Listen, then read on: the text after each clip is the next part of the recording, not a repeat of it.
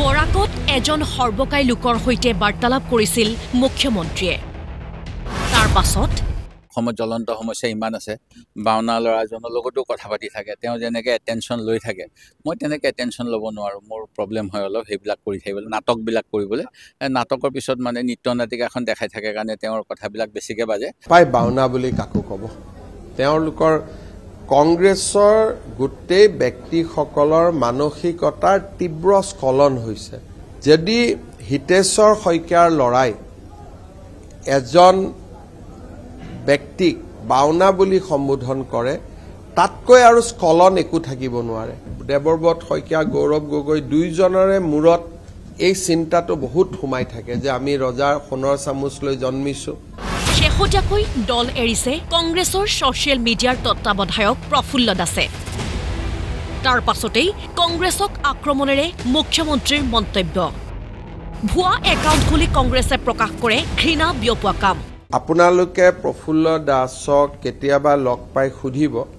যে কংগ্ৰেছত কিমান চেৰোগেট একাউণ্ট আছে অভদ্ৰভাৱে মোৰ পৰিয়াল নৰেন্দ্ৰ মোদী এইবিলাকৰ ওপৰত বেয়া বেয়া বস্তু প্ৰকাশ কৰাটো হৈছে তেওঁলোকৰ কাম ভুৱা কাগজ বনোৱা ভুৱা এআই কৰা সামাজিক মাধ্যমত কেনেকৈ শক্তিশালী হ'বলৈ ধৰিছে কংগ্ৰেছ ব্যাখ্যা কৰিলে মুখ্যমন্ত্ৰী ডক্টৰ হিমন্ত বিশ্ব শৰ্মাই তেওঁলোকৰ এটা নেশ্যনেল চিষ্টেম আছে তেওঁলোকৰ সুপ্ৰিয়া সিনেদাদিৰ ফটো দেখিব নিজে আপলোড কৰে পিছফালে শ কম্পিউটাৰত ল'ৰা ছোৱালী বহি থাকে যদি 100টা কম্পিউটাৰ লৈ আপুনি বহি আছে এটোতো ওয়াৰ ৰুম নহল আৰু বেলেগৰ নামত তাক পোষ্ট কৰে আমি থাকোতে ওয়াৰ ৰুমত আছিল মেনিফেষ্টো খালি কম্পিউটাৰৰে খেলা আপোনালোকে বাপৰে ইমান কমেন্ট আহিছে দেই হে কমেন্ট বিলাক কৰোৰ পৰা আহা নাই তেওঁলোকৰে কমেন্ট হেবিলাক আৰু কলে যে ম্যাক্সিমাম কংগ্ৰেছৰ মিয়া সদস্যই হিন্দুৰ নামত একোটা একাউণ্ট বনাই লৈছে মই যোৱাবাৰো আপুনি কৈছো সোণৰ খাৰু নেলাগে মোক এনেকুৱা কিছুমান অসমীয়া শব্দৰে তেওঁলোকে ছ'চিয়েল মিডিয়াত বহুত একাউণ্ট বনাই লৈছে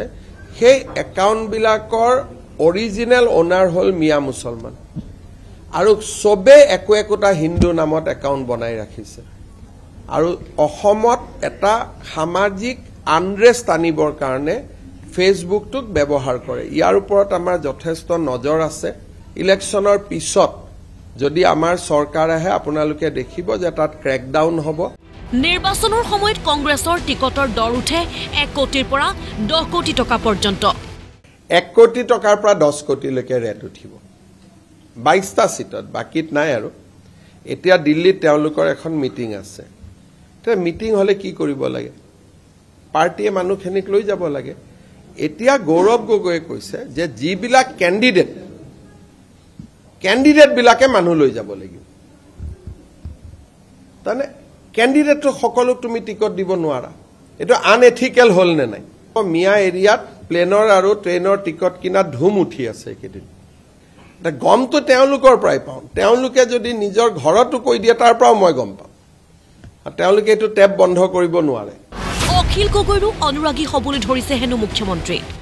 তাতে এটা মই দেখিলো অখিল গগৈ ফেচবুকত তেওঁ লাইভ কৰিছে আৰু জুনে তেওঁৰ এগেইনষ্টত লিখে নাম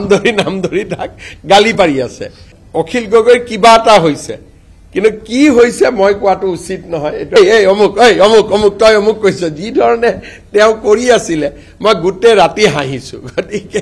আজিকালি এইকাৰণে ময়ো এক প্ৰকাৰ অখিল গগৈ এটা ফেন টাইপে হৈ যাম এইবিলাক বেছি ওলাই থাকিলে অখিল গগৈ আনিছে শিৱসাগৰত ভুৱা ভোটাৰৰ নাম সন্নিবিষ্ট কৰাৰ অভিযোগ মুখ্যমন্ত্ৰীয়ে কৰিলে অখিল গগৈৰ ৰাজনৈতিক ভৱিষ্যৎবাণী গতিকে তেওঁ আহি পেলাই গুৱাহাটীত কোনোবা এটা সিটত উঠক নলবাৰীতো উঠিব পাৰে জয়ন্তমলক বেয়া পায়